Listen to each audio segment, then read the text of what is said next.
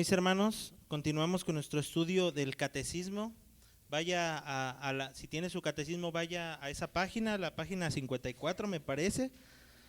Y vamos a estudiar hoy la pregunta 26. Mis hermanos han estado dando el preámbulo de esta pregunta, hermano, y es un tema referente a la cristología, es decir, a la obra de nuestro Señor Jesucristo como intercesor nuestro. Y en esta pregunta 26, hermano, es una pregunta muy importante porque enmarca los tres oficios de Cristo necesarios para que su obra fuera cumplida en nosotros, la obra de salvación. Dice la pregunta 26, hermanos, ¿qué oficios, léala conmigo, vamos a leerla, ¿qué oficios ejerce Cristo como nuestro Redentor? Y la pregunta y la respuesta es clara. Cristo como Redentor nuestro hermano, es importante eso, ejerce los oficios de profeta, sacerdote y rey. Y esto apréndaselo todo. ¿Qué oficios ejerce Cristo?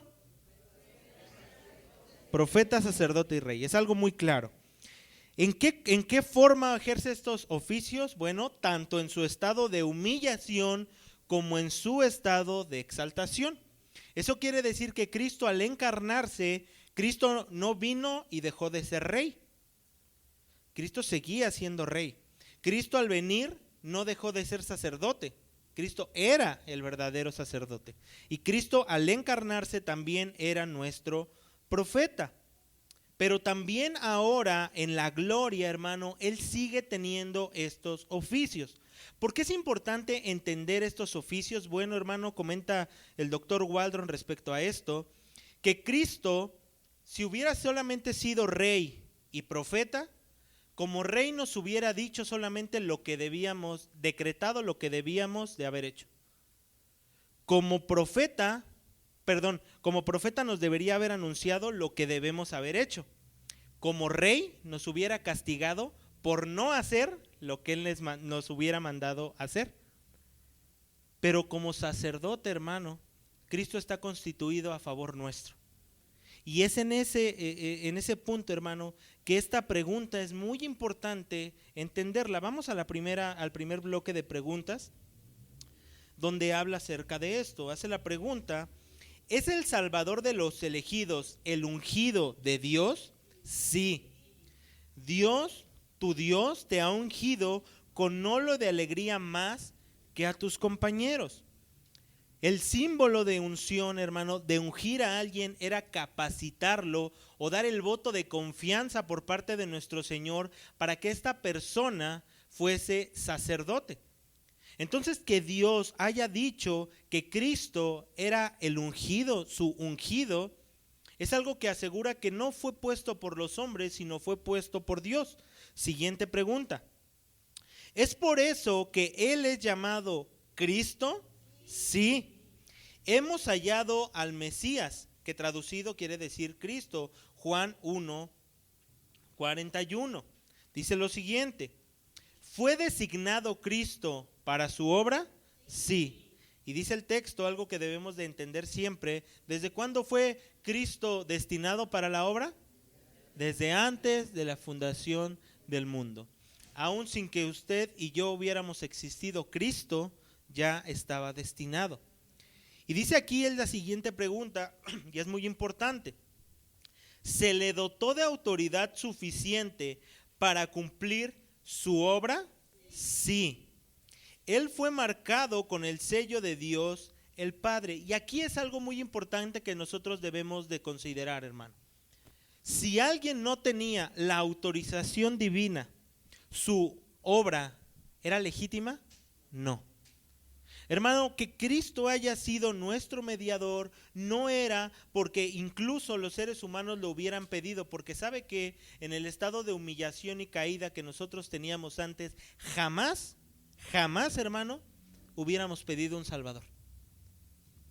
Pero nuestro Señor fue dotado por el Padre de toda autoridad para que Él fuera marcado con el sello de nuestro Señor. Siguiente pregunta.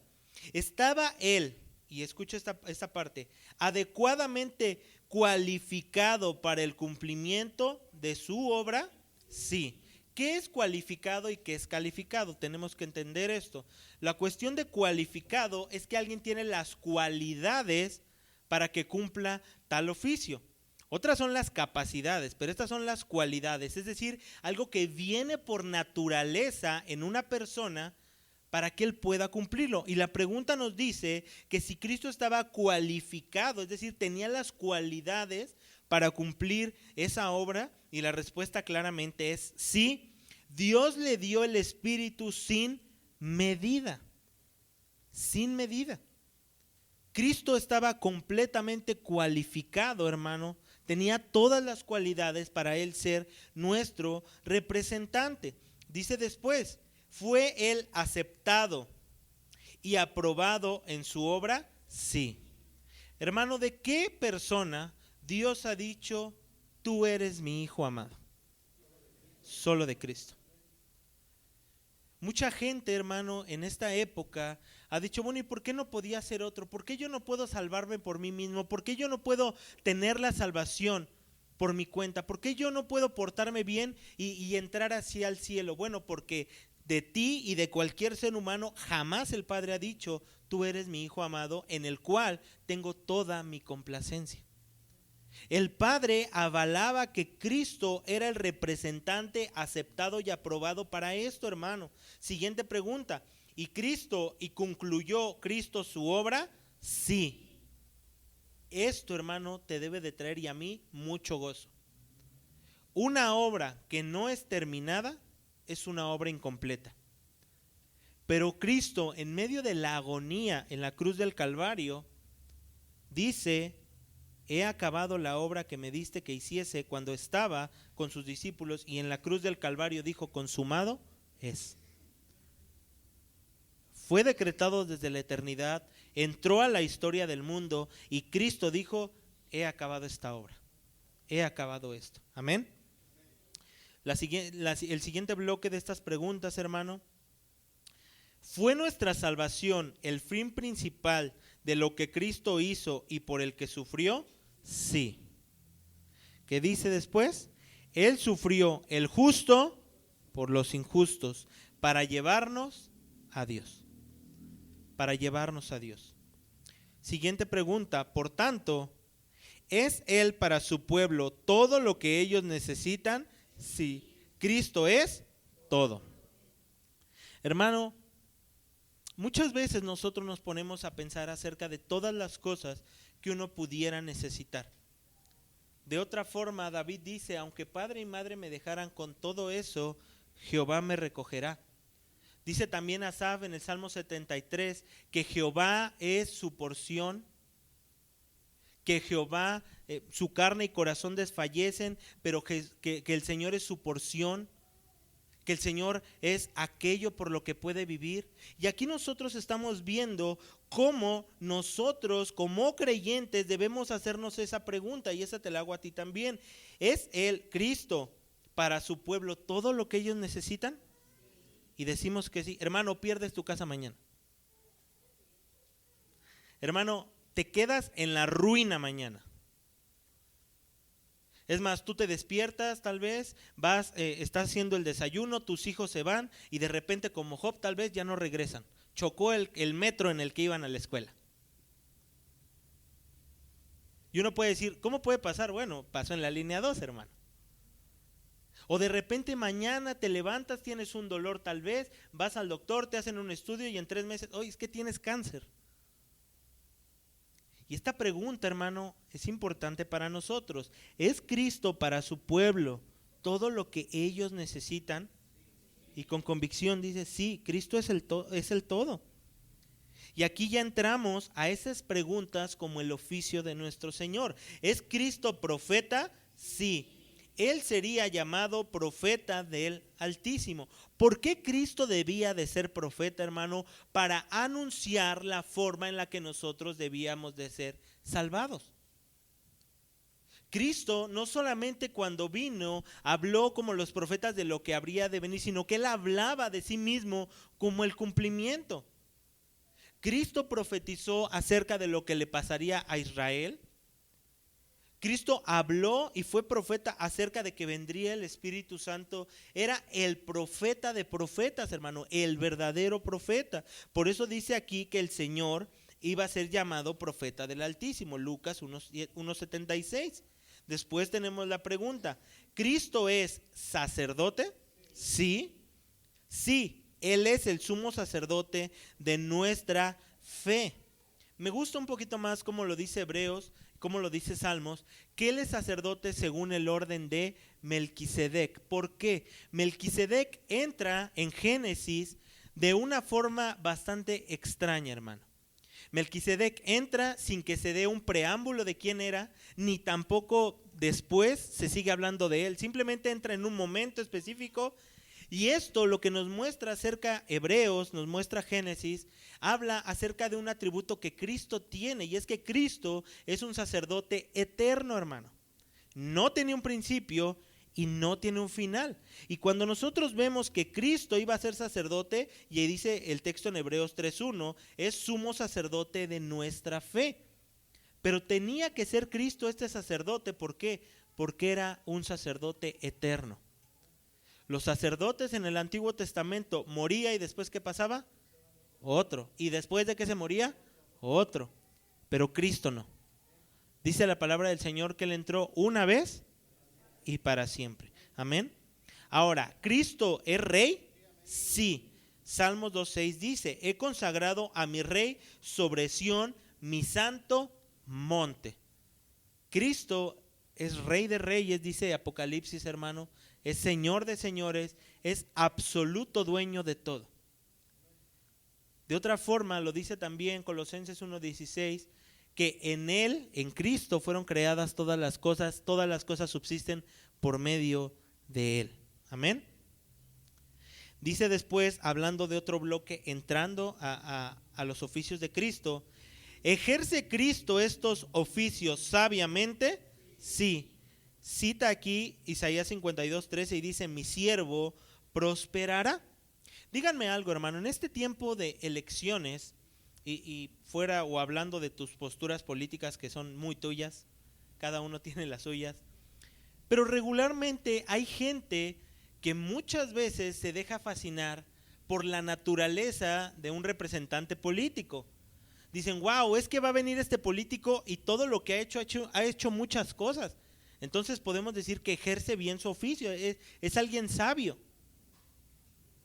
Mira, este político también hace muchas cosas. Sin embargo, hay algo terrible en tener la confianza en muchas de estas personas. ¿Por qué? Porque son seres humanos caídos.